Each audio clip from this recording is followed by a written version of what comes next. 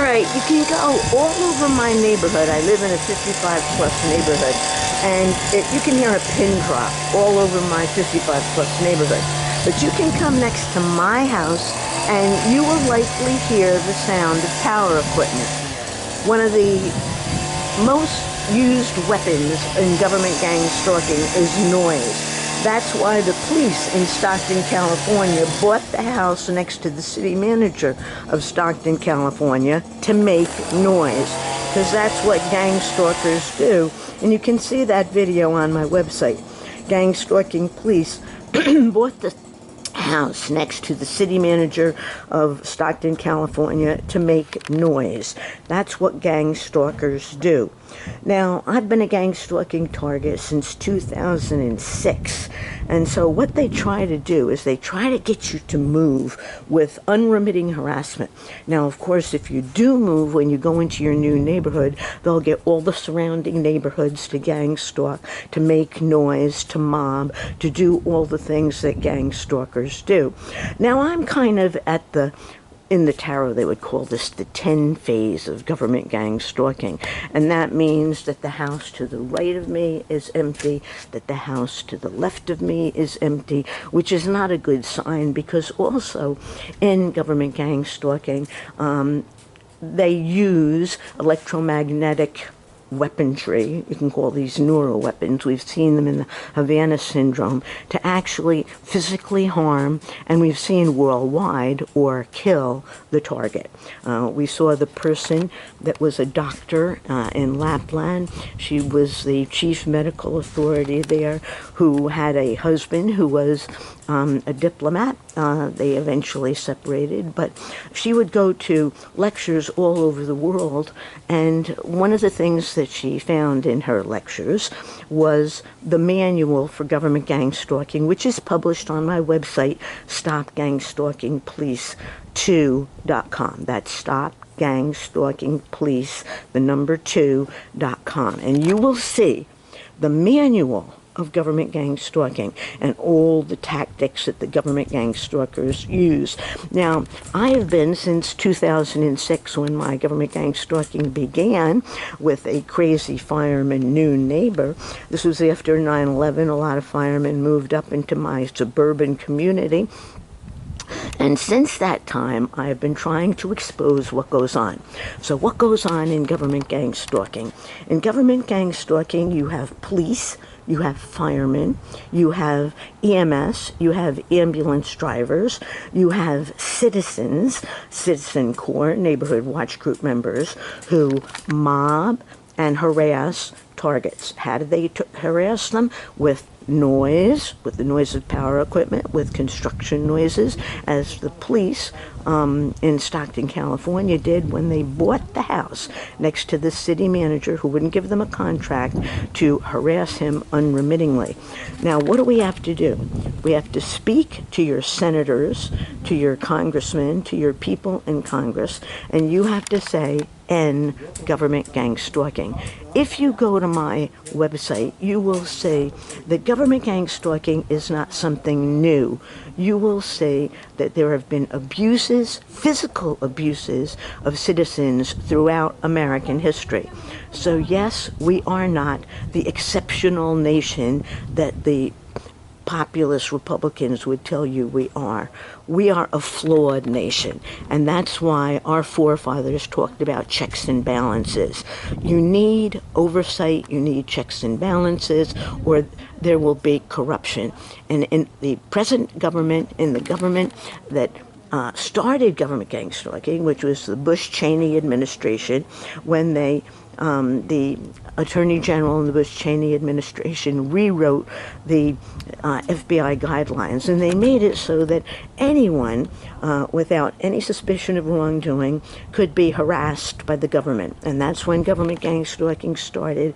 The guidelines have not been rewritten since that time. Now, we do have Trump, who came into office and said he would end the weaponization of government. But what that narcissist meant was he would end his weaponization of government. The government gang stalking, the weaponization of government that has gone on throughout our history, that has targeted the weak, the powerless, for all kinds of things, even experimentation. If you go to my website, you will read about that. StopGangStalkingPlease2.com. What we need to do is to expose government gang stalking.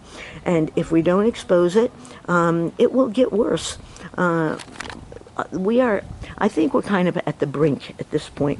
We've seen with the Democrats how they tried to censor us. We've seen how, get the shot or you're fired. We've seen the totalitarianism of globalism.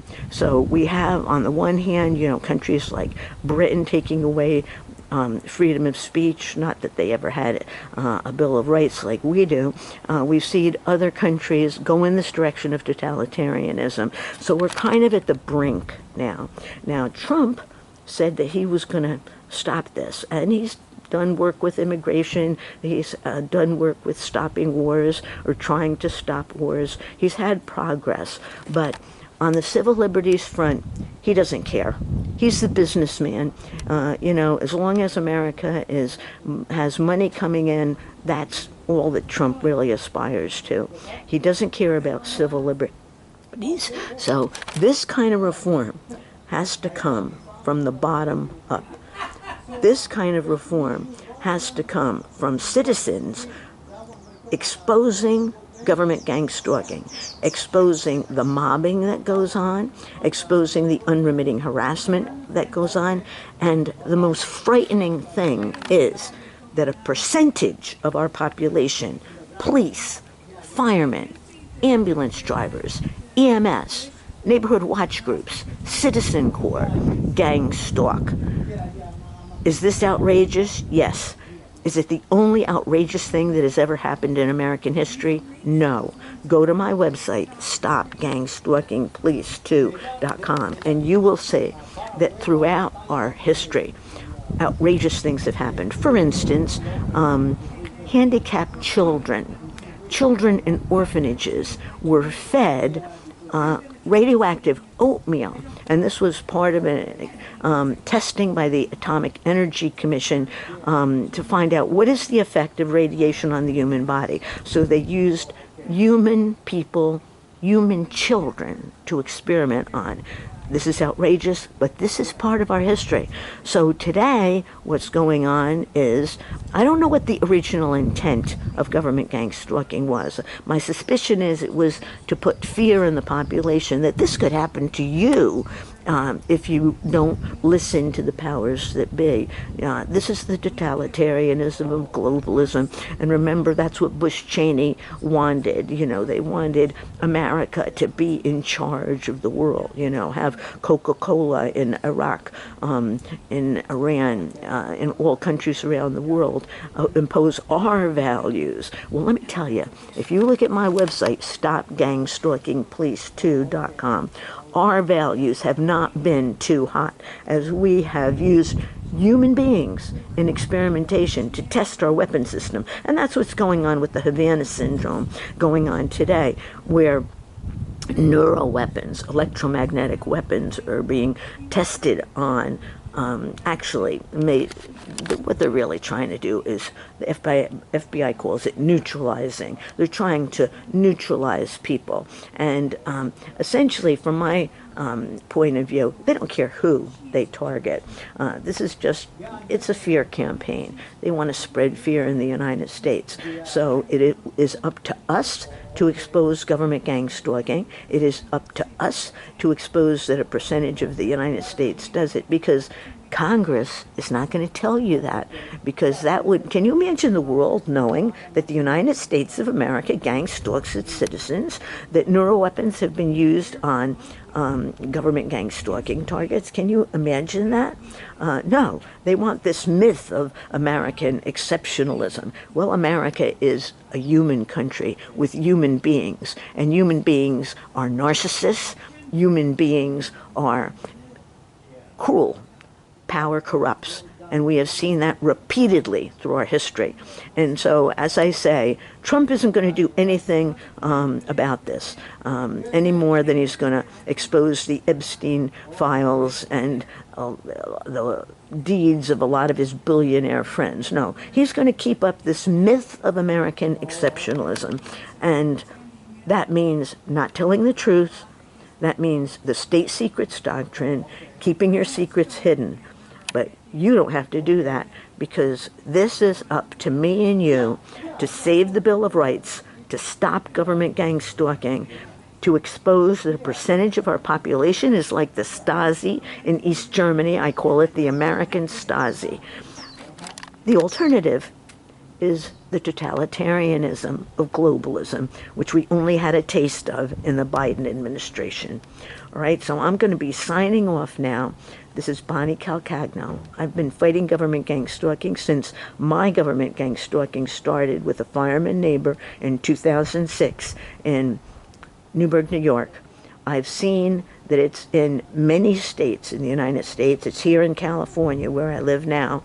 And there have been government gang stalking targets that have been murdered, and that includes the physician who was the head of the medical department in Lapland, who revealed on my website, I have it, the manual of government gang stalking, which shows you the tactics that they use. This is a horrific program, but our history is filled with horrific things.